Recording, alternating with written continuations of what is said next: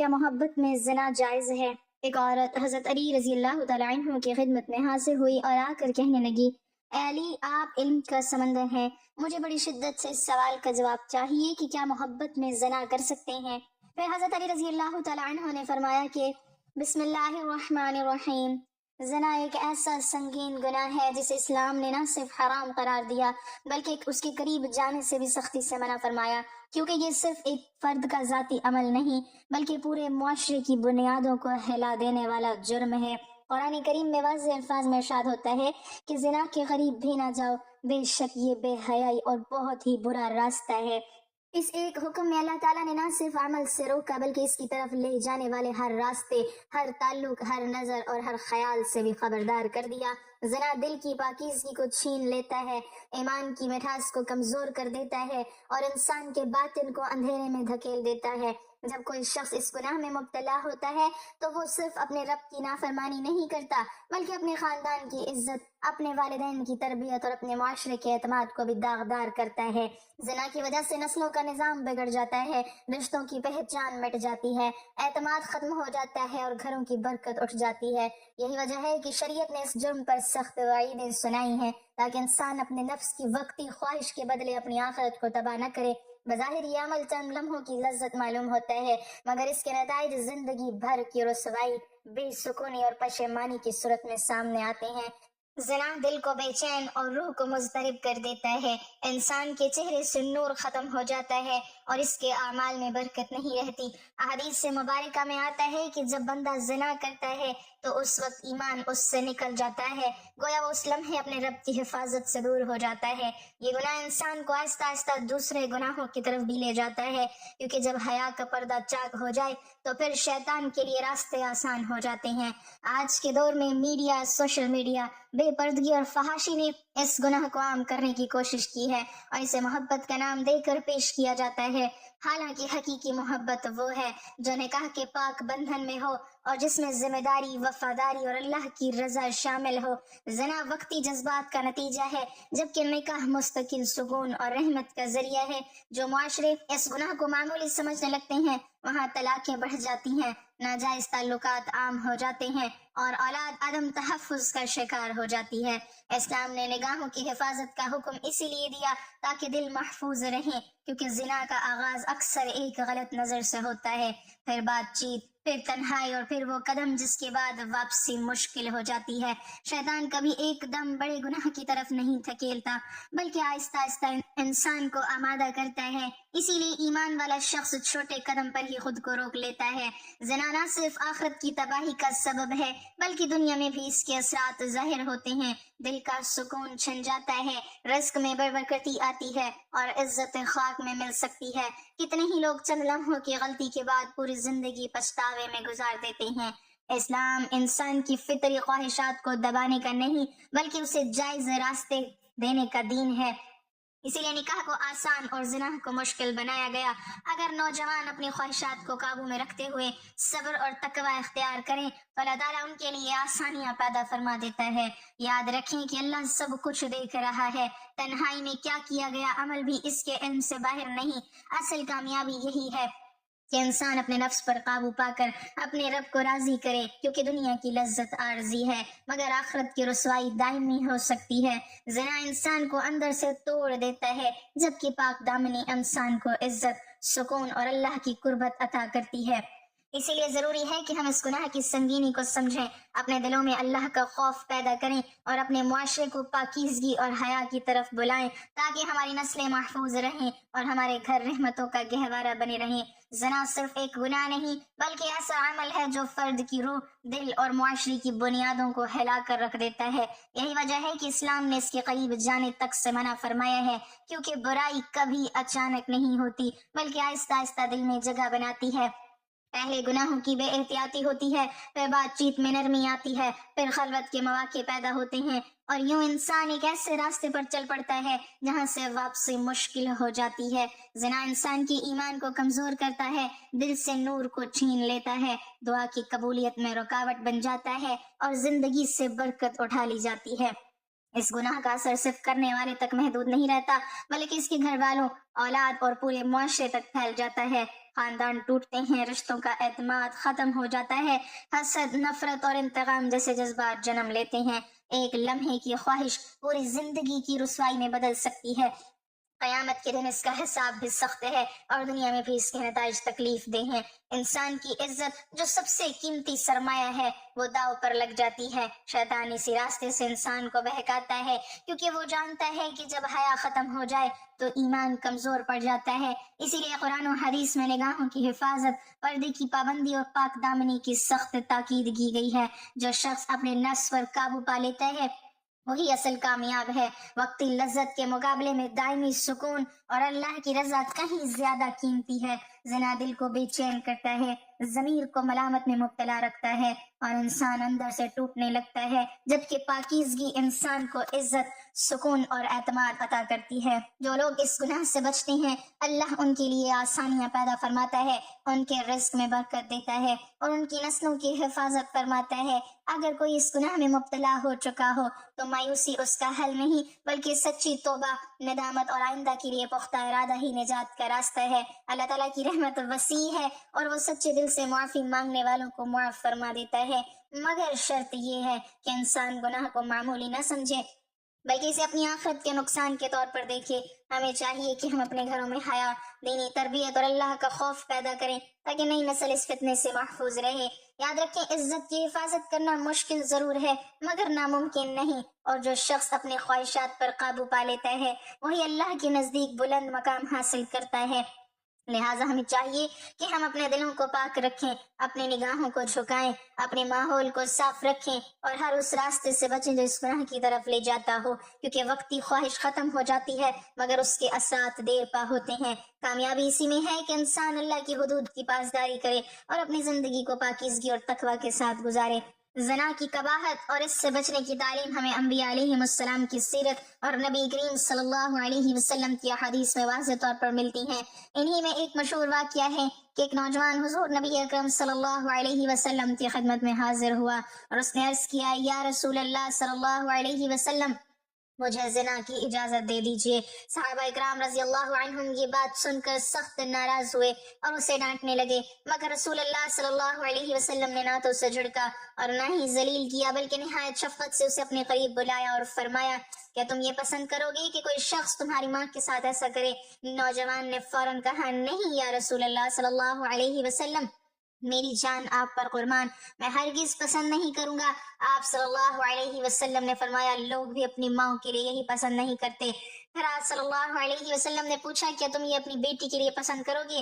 اس نے عرض کیا، ہرگز نہیں۔ پھر آپ صلی اللہ علیہ وسلم نے فرمایا، لوگ بھی اپنی بیٹیوں کے لیے یہی نہیں پسند کرتے۔ اسی طرح آپ صلی اللہ علیہ وسلم نے اس سے اپنی بہن اور پھوپھی اور خالہ کا ذکر کیا اور ہر بار وہ نوجوان یہی جواب دیتا رہا کہ وہ ہرگز یہ گوارا نہیں کرے گا۔ تب رسول اللہ صلی اللہ علیہ وسلم نے اس کے سینے پر اپنا ہاتھ مبارک رکھا اور فرمایا، اے اللہ، اس کے گناہ کو معاف فرما، اس کے دل کو پاک کر دے اور اس کی شرمگاہ کی حفاظت فرما۔ روایت میں آتا ہے کہ اس دعا کے بعد اس نوجوان کے دل سے یہ خواہش ہمیشہ کے لیے نکل گئی۔ یہ واقعہ ہمیں سکھاتا ہے کہ زنا محض ایک شخص کا ذاتی معاملہ نہیں بلکہ پورے معاشرے کی عزت اور رشتوں کے تقدس سے جڑا ہوا معاملہ ہے۔ نبی کریم صلی اللہ علیہ وسلم نے اس نوجوان کو سختی سے نہیں بلکہ حکمت، دلیل اور ہمدردی سے سمجھایا تاکہ وہ خود اس برائی کی حقیقت کو پہچان لے۔ اس واقعے سے یہ بھی معلوم ہوتا ہے کہ خواہش کا آ جانا انسان کی فطرت ہے مگر اس پر عمل کرنا گناہ ہے، اور اگر انسان سچے دل سے رہنمائی چاہے تو اللہ اس کے دل کو بدل دیتا ہے۔ انبیاء علیہ السلام کی تعلیم یہی رہی ہے کہ انسان اپنے نفس کی حفاظت کرے اور اللہ کی حدود کا خیال رکھے۔ حضرت یوسف علیہ السلام کا واقعہ بھی اسی پاک دامنی کی اعلیٰ مثال ہے۔ جب انہیں گناہ کی دعوت دی گئی مگر انہوں نے فرمایا، معاذ اللہ، میں اللہ کی پناہ چاہتا ہوں، اور انہوں نے قید کو گناہ پر ترجیح دی۔ یہ واقعات ہمیں بتاتے ہیں کہ اصل کامیابی خواہش پوری کرنے میں نہیں بلکہ اللہ کی رضا حاصل کرنے میں ہے۔ جو شخص اپنے نفس کو قابو میں رکھتا ہے وہی اللہ کے نزدیک عزت پاتا ہے۔ زنا سے بچنا صرف قانون کا ڈر نہیں بلکہ ایمان کی مضبوطی کی علامت ہے، اور جو شخص اللہ سے ڈرتا ہے اللہ اس کے لیے پاکیزہ راستے آسان فرما دیتا ہے۔ یہی پیغام ہمیں انبیاء کی سیرت اور رسول اللہ صلی اللہ علیہ وسلم کی تعلیمات سے ملتا ہے کہ حیا، پاک دامنی اور تقوی ہی انسان کی اصل زینت ہیں۔ زنا کے انجام اور اس کی ہولناکی کو سمجھانے کے لیے ایک اور عبرتناک واقعہ حدیث مبارکہ سے ملتا ہے جو نبی کریم صلی اللہ علیہ وسلم نے صحابہ کرام کو سنایا۔ آپ صلی اللہ علیہ وسلم نے فرمایا کہ میں نے خواب میں کچھ مناظر دیکھے جن میں مجھے مختلف گناہوں کے انجام دکھائے گئے۔ انہی مناظر میں ایک ایسے تنور کے پاس پہنچا جو اوپر سے تنگ اور نیچے سے کشادہ تھا۔ اس کے اندر مرد اور عورتیں برہنہ حالت میں موجود تھے۔ نیچے سے آگ بھڑکتی اور شعلے بلند ہوتے تو وہ سب چیختے اور اوپر کی طرف اٹھتے، پھر جب آگ کم ہو جاتی تو دوبارہ نیچے گر جاتے۔ میں نے پوچھا کہ یہ لوگ کون ہیں تو مجھے بتایا گیا کہ یہ وہ مرد اور عورتیں ہیں جو دنیا میں زنا کرتے تھے۔ یہ منظر اس بات کی طرف اشارہ تھا کہ وقتی لذت کے پیچھے چھپی ہوئی آگ دراصل آخرت کے عذاب میں بدل جاتی ہے۔ انسان سمجھتا ہے کہ اس نے ایک پوشیدہ عمل کیا ہے جسے کوئی نہیں دیکھ رہا، مگر اللہ کی نگاہ سے کچھ بھی اوجھل نہیں۔ یہ واقعہ ہمیں جھنجھوڑنے کے لیے کافی ہے کہ جو گناہ دنیا میں چھپ کر کیا جاتا ہے وہ قیامت میں کھل کر سامنے آتا ہے۔ اس خواب کے ذریعے امت کو متنبہ کیا گیا ہے کہ گناہ کی چمک دھوکہ ہے اور اس کا انجام تکلیف دہ ہو سکتا ہے۔ یہ منظر محض ڈرانے کے لیے نہیں بلکہ اصلاح کے لیے تھا، تاکہ لوگ سنبھل جائیں، اپنی زندگیوں کا جائزہ لیں اور برائی کے راستے سے پلٹ آئیں۔ اس واقعے میں یہ پیغام بھی پوشیدہ ہے کہ آخرت کی حقیقت کو یاد رکھنا انسان کو گناہوں سے روکتا ہے۔ جب بندہ یہ سوچ لے کہ ہر عمل کا حساب ہونا ہے تو اس کے قدم خود بخود رک جاتے ہیں۔ زنا جیسے گناہ کا انجام صرف وقتی شرمندگی نہیں بلکہ دائمی خسارہ بھی ہو سکتا ہے۔ اسی لیے عقل مند وہی ہے جو انجام کو سامنے رکھ کر فیصلہ کرے۔ یہ واقعہ ہمیں دعوت دیتا ہے کہ ہم اپنے دلوں کو بیدار کریں، اپنے اعمال کی اصلاح کریں اور اس انجام سے بچنے کی فکر کریں جو نافرمانی کا نتیجہ ہو سکتا ہے، کیونکہ کامیابی اسی میں ہے کہ انسان دنیا کی آزمائش میں ثابت قدم رہے اور آخرت کی نجات کو اپنی پہلی ترجیح دے۔ روایت میں آتا ہے کہ ایک شخص نے نبی کریم صلی اللہ علیہ وسلم کے پاس آیا اور عرض کیا کہ یا رسول اللہ صلی اللہ علیہ وسلم، مجھ سے ایک سنگین گناہ سرزد ہو گیا ہے۔ آپ صلی اللہ علیہ وسلم نے اس کی بات سن کر رخ مبارک پھیر لیا۔ شاید وہ چاہتا تھا کہ بندہ خود اپنے اور اللہ کے درمیان توبہ کر لے اور اپنی پردہ پوشی برقرار رکھے، مگر وہ شخص دوبارہ حاضر ہوا اور پھر اقرار کیا۔ آپ صلی اللہ علیہ وسلم نے پھر بھی توجہ نہ دی، یہاں تک کہ اس نے کئی مرتبہ اپنی بات دہرائی۔ تب آپ صلی اللہ علیہ وسلم نے اس کی ذہنی حالت کے بارے میں دریافت کیا کہ کہیں وہ پاگل تو نہیں۔ پھر پوچھا کہ کیا وہ شادی شدہ ہے؟ جب سب باتیں واضح ہو گئیں اور اس نے اپنے جرم کا کھلے دل سے اعتراف کیا تو شریعت کے مطابق اس پر حد قائم کی گئی۔ مگر اس واقعے کا سب سے اہم پہلو یہ ہے کہ جب اس شخص کو سزا دی جا چکی تو کچھ صحابہ نے اس کے بارے میں ناپسندیدہ الفاظ کہے۔ یہ بات نبی کریم صلی اللہ علیہ وسلم تک پہنچی تو آپ نے فرمایا کہ تم اس کے بارے میں ایسی بات کی جو مناسب نہیں۔ قسم ہے اس ذات کی جس کے قبضے میں میری جان ہے، اس نے ایسی سچی توبہ کی کہ اگر وہ پوری امت میں تقسیم کر دی جائے تو سب کے لیے کافی ہو جائے۔ ایک روایت میں آتا ہے کہ آپ صلی اللہ علیہ وسلم نے اس کے لیے مغفرت کی دعا بھی فرمائی۔ یہ واقعہ ہمیں یہ سکھاتا ہے کہ گناہ جتنا بھی بڑا کیوں نہ ہو، سچی ندامت اور خلوص کے ساتھ کی گئی توبہ اللہ کے نزدیک بہت عظیم ہے۔ اس میں یہ پیغام بھی ہے کہ شریعت کا نظام انصاف اور پاکیزگی کے لیے ہے، مگر ساتھ ہی دلوں کی اصلاح اور رحمت کا دروازہ بھی کھلا ہے۔ اس شخص نے اپنے نفس کی خواہش کے آگے جھک کر غلطی کی، مگر بعد میں وہ اپنے رب کے سامنے جھک گیا اور اپنے جرم کو چھپانے کے بجائے اس سے پاک ہونے کی طلب کی۔ یہ جذبہ ہمیں یاد دلاتا ہے کہ انسان خطا کا پتلا ہے، مگر بہترین وہ ہے جو خطا کے بعد رجوع کر لے۔ اس واقعے میں نبی کریم صلی اللہ علیہ وسلم کی حکمت، عدل اور رحمت تینوں پہلو نمایاں ہیں۔ آپ صلی اللہ علیہ وسلم نے نہ تو جرم کو معمولی سمجھا اور نہ ہی توبہ کرنے والوں کو ذلیل کیا، بلکہ امت کو یہ سکھایا کہ گناہ سے نفرت کی جائے مگر گناہ گار کی اصلاح اور اس کی توبہ کی قدر کی جائے۔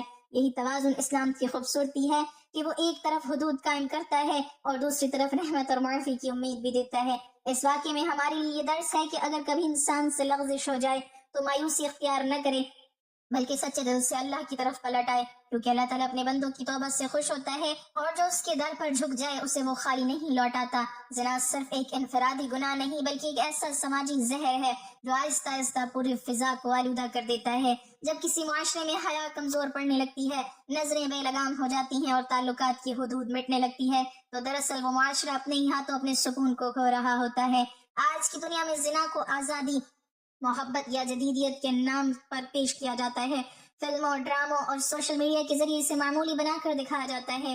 نوجوان ذہنوں کو یہ باور کرایا جاتا ہے کہ یہ ایک ذاتی انتخاب ہے جس کا کسی اور پر اثر نہیں پڑتا، مگر حقیقت اس کی بالکل برعکس ہے۔ اس کے نتیجے میں ٹوٹے ہوئے خاندان، باپ کے نام سے محروم بچے، ذہنی دباؤ، احساس جرم، بے اعتمادی اور معاشرتی انتشار جنم لیتا ہے۔ جب نکاح کو مشکل اور گناہ کو آسان بنا دیا جائے تو توازن بگڑ جاتا ہے۔ اسلام نے اس لیے نکاح کو آسان کرنے اور حیا کو عام کرنے کی تعلیم دی تاکہ معاشرہ پاکیزہ رہے۔ زنا انسان کے دل سے غیرت کو کمزور کرتا ہے، اور جب غیرت ختم ہو جائے تو برائی کو برائی سمجھنا بھی مشکل ہو جاتا ہے۔ یہ وہ مرحلہ ہوتا ہے جہاں گناہ فخر میں بدلنے لگتا ہے، اور یہی سب سے خطرناک صورت ہے۔ ایک اور پہلو یہ بھی ہے کہ زنا روحانی بے چینی کو جنم دیتا ہے۔ انسان بظاہر ہنستا مسکراتا نظر آتا ہے، مگر اندر سے خالی پن محسوس کرتا ہے، کیونکہ گناہ وقتی جذبات کو تو ابھارتا ہے مگر دل کو سکون نہیں دے سکتا۔ اس کے برعکس پاک دامنی انسان کو ایک باطنی طاقت عطا کرتی ہے، آنکھوں میں وقار، لہجے میں سنجیدگی اور کردار میں مضبوطی پیدا کرتی ہے۔ جو نوجوان اپنے جذبات کو قابو میں رکھتا ہے وہ دراصل اپنے مستقبل کی حفاظت کرتا ہے۔ یہ جہاد بالنفس ہے جو خاموشی سے لڑا جاتا ہے، مگر اس کا اجر بہت بڑا ہے۔ زنا سے بچنا صرف ایک حکم کی تعمیل نہیں بلکہ اپنی عزت، اپنے خاندان اور اپنے آنے والی نسلوں کی حفاظت ہے۔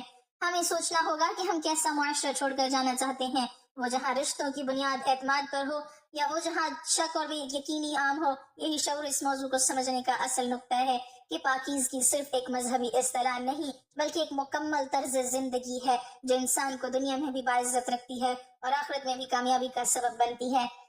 ایک روز ایک عورت حضرت علی رضی اللہ تعالیٰ عنہ کی خدمت میں حاضر ہوئی۔ اس کے قدم دھڑک رہے تھے اور آنکھیں نم جیسے دل کی بھڑکتی ہوئی آگ کو چھپانے کی کوشش کر رہی ہوں۔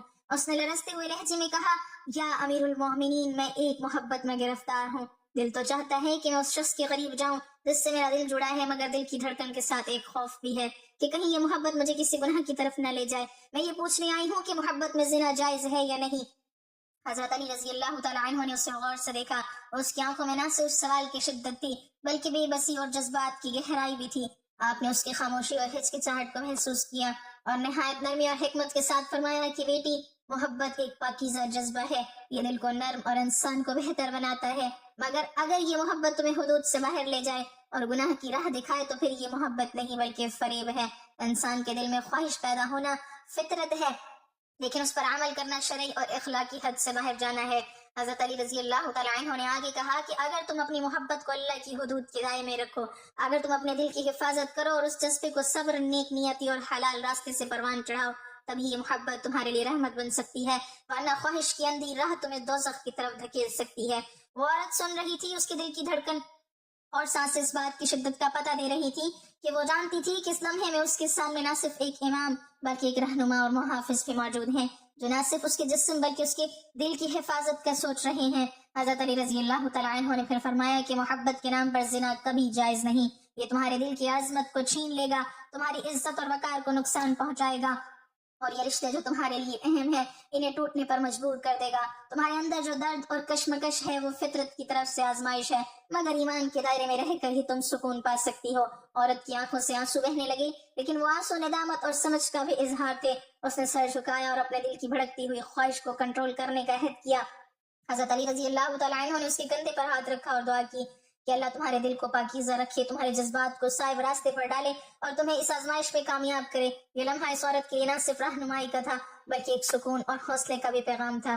اس واقعے سے یہ سبق ملتا ہے کہ محبت اگر ہو بھی تو اس کا دائرہ اللہ کی حدود اور شرعی اصولوں سے باہر نہیں ہونا چاہیے۔ خواہش اور دل کی گرمی ایک فطرت ہے، مگر ایمان اور حیا کی روشنی انسان کو راستے پر رکھتی ہے۔ محبت میں زنا کبھی جائز نہیں، اور جو شخص یا عورت اپنے دل کی طاقت سے اس آزمائش پر قابو پائے وہی اصل کامیابی اور سکون حاصل کرتا ہے۔ یہ واقعہ نہ صرف نصیحت ہے بلکہ ایک جذباتی پیغام بھی ہے کہ دل کی گرمی اور آنکھوں کی نمی کے باوجود انسان حلال اور پاکیزہ راستے کو اختیار کرے تاکہ زندگی اور آخرت دونوں محفوظ رہیں، اور یہی حیا اور ایمان کی حقیقی طاقت ہے۔ اللہ ہم سب کے دلوں کو پاکیزہ رکھے، ہمارے جذبات کو صائب راستے پر ڈالے اور ہمیں ہر گناہ سے محفوظ فرمائے۔ اے اللہ ہمیں حیا اور ایمان کی روشنی عطا فرما تاکہ ہم دنیا اور آخرت میں عزت و سکون کے ساتھ زندگی گزار سکیں۔ ہمیں اپنی خواہشات پر قابو پانا سکھا، ہمیں سچی توبہ کی توفیق دے اور ہر برائی سے بچنے کی طاقت عطا فرما، آمین۔ ناظرین، کمنٹ باکس میں اللہ تعالیٰ کے 99 ناموں میں سے ایک نام ضرور ٹائپ کریں۔